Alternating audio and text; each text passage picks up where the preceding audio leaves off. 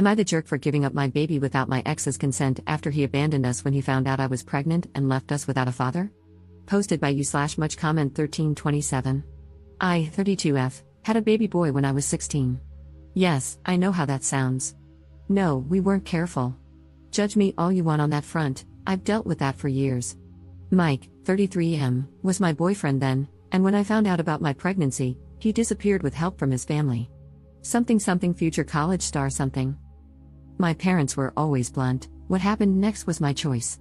After a lot of thinking and deciding that termination just wasn't for me, I respect that right, I'm not here to debate it, it was just not for me, I chose to give up the baby for adoption. My parents knew a super sweet couple who were looking to adopt. We met, and I just knew they were the right people. This turned from a teen mistake into almost a surrogacy. I started homeschooling to finish my education and to get some rest. The adoptive parents were with me for everything and even paid for most of the medical costs. The adoptive mother was a teacher, so she helped me with my schoolwork and prepared me for college. They were present for the birth, and I refused to hold the baby. Instead, his actual mother did. And it was just right. I've stayed in the baby's life in a distant role as a special aunt. Well, he's no longer a baby, and he knows who I am, but his mom is the same woman who raised him, and I continue to be his special aunt. The only change is that now he knows who to call if he ever needs a kidney. His sense of humor is like mine, go figure. We talk maybe once in a blue moon, which, in all honesty, is for the best. He's happy, and I don't regret giving him up so he could have a happy life. For my part, I married 6 years ago. My husband, Aaron, 44M, was divorced on good terms with Bella, 40F. They have 2 children together, a boy who is 16 and a girl who is 19. Aaron made it clear from the start that his kids' approval was important and that Bella would always be part of his life. Not as a spouse, but as a friend and the mother of his children. I also told both Bella and him about my teen pregnancy. As for the kids, my stepdaughter and I get along well.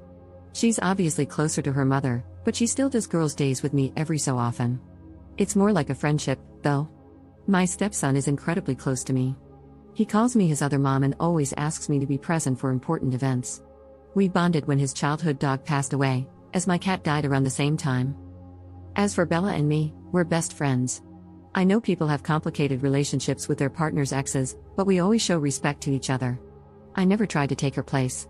I know Aaron and she shared something special long before I was in the picture. That's their history. And I am a stepmom, not a mom. Her place in the kids' lives is not up for competition. The reason for this background is that the whole mess with Mike started when I took my stepson to a medical appointment. It wasn't serious, though he did have to be put under anesthesia. Aaron and Bella both couldn't get the day off. They tried, but their jobs are on call, and they can't easily take time off. So I went on my own to be my stepson's support. I didn't recognize Mike as one of the doctors. His first and last names are incredibly common, and it had been years. Not to mention, my priority was being there for my stepson, everything else was secondary. After my stepson was done, he was a bit out of it, as expected. I was setting him up in the car and making sure he was comfortable when Mike came over. He told me he had been thinking about me and our son for so long and that he was glad our boy was okay. It really took me a few minutes for my brain to process what was going on, and he kept rambling about apologies and how he wasn't ready to be a father. Blah blah blah. Eventually, I just sighed and loudly said, "This is not the baby I was pregnant with." I gave him up for adoption after I gave birth. I am a stepmother. My loopy stepson chimed in with, "Other mom." I had to hold back a smirk, to be honest. Mike was stunned by that, which gave me time to catch him up on the important details. I gave up the baby, he knows what happened and why I gave him up. I married a man with 2 children, I am happy, and I don't want Mike in my life. And no, I won't give him contact information for the adoptive family. He is 16 years too late. That was the end of it, and I got into my car to take my stepson home to rest. Since then, Mike found me on social media and has been spreading a sob story about me denying him the chance to be a father. According to him, I was a poor mother who threw away her child to raise someone else's kids. Apparently, I'm the she-devil. Most of our former classmates who saw the post reminded him that he left me. Some of his high school friends even pointed out that he laughed about leaving me pregnant. I didn't know that part.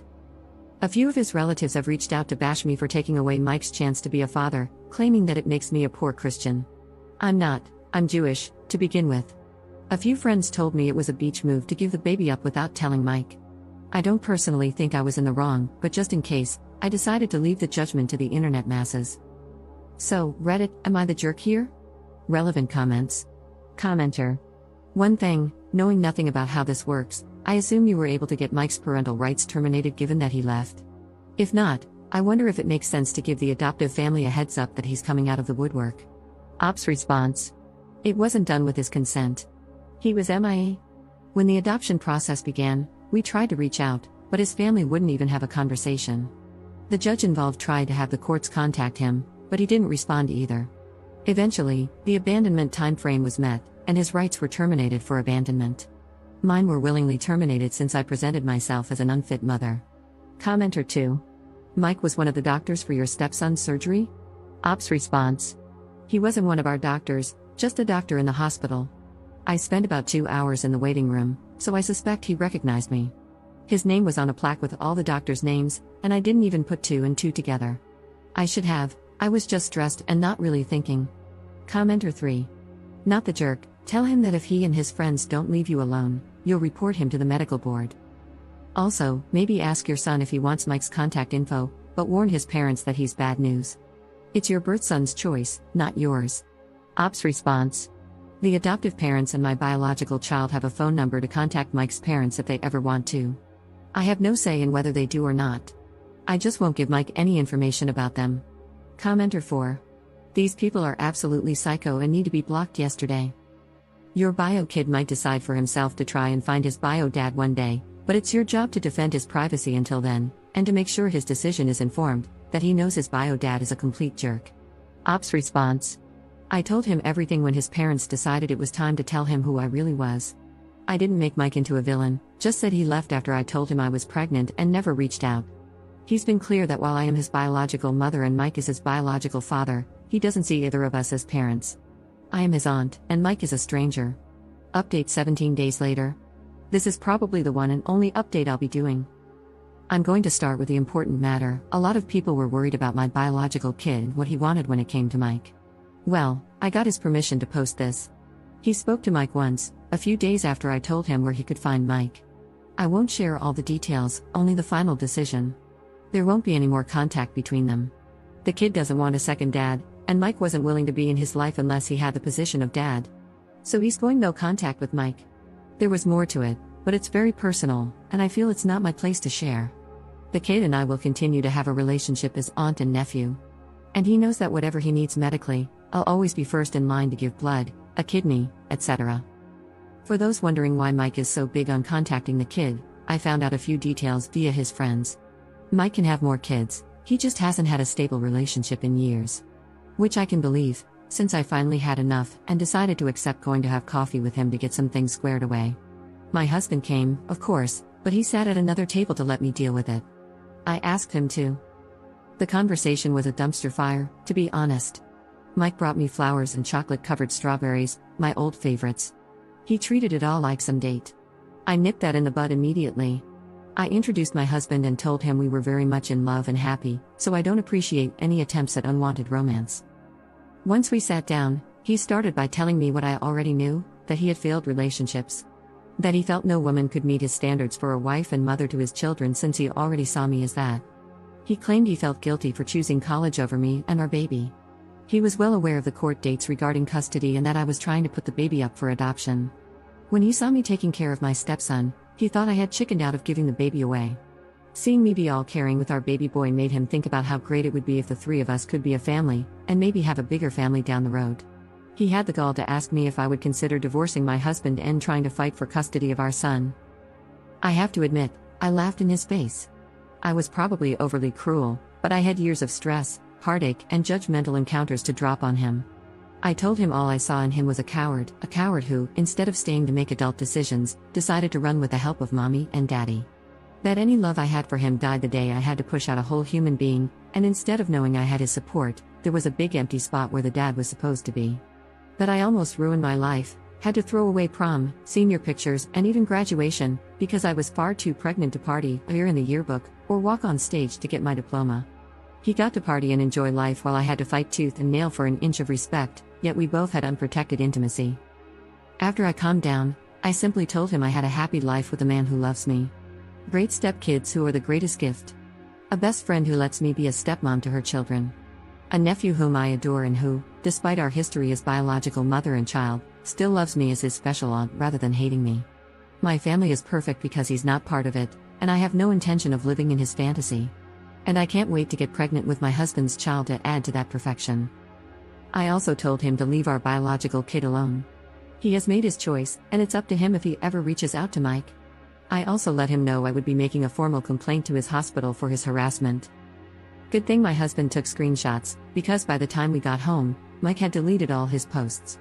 A lot of his former friends reposted screenshots making fun of him. The silver lining in all of this is that I have reconnected with my high school classmates, and to be honest, they are great people. Seems Mike is in the handful who stayed stuck in their school hype mindset. It's been about 3 days, and no sign of Mike. My husband did get the biggest ego boost when he overheard me going off on Mike and has been insufferable, in a good way. So there's mostly good news.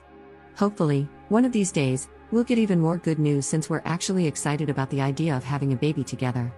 Relevant comments. Commenter.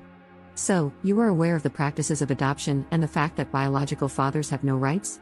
You are aware that even if the biological dad is standing right there saying, "Give me the child," he has no right to keep the child unless the biological mother agrees or the biological father goes to court and fights it before the adoption papers are signed. Anyone who engages in adoption practices without giving both biological parents the opportunity to object is wrong, full stop. He is a jerk for different reasons, but she fully admits she put the kid up for adoption without his input. That makes her wrong. You're right, I do have a giant chip on my shoulder because adoption is human trafficking and is unethical and wrong. It is a permanent and irreversible legal procedure that the person most affected has no ability to consent to or object to.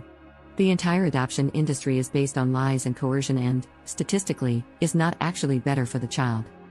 She was absolved for making a unilateral decision because the other parent also sucks, but I won't give that to her. 2 wrongs don't make a right, and she absolutely, all day every day, was wrong for not getting his consent before giving up his child. Ops response. Tell me, oh wise one, how the hell was I supposed to get his input when he fled to another state without contacting me, the court, or even his own high school buddies? Would it have been better if I had terminated the kid? Saved myself the trouble? Should I have ditched him in a river and let wolves raise him, Jungle Book style? Or oh wait, let me guess, I should have raised him in squalor with what little I could make, with no education, no stability, and just pray that one day my sweet Mike would return to save us. Screw off, no kid deserves that crap.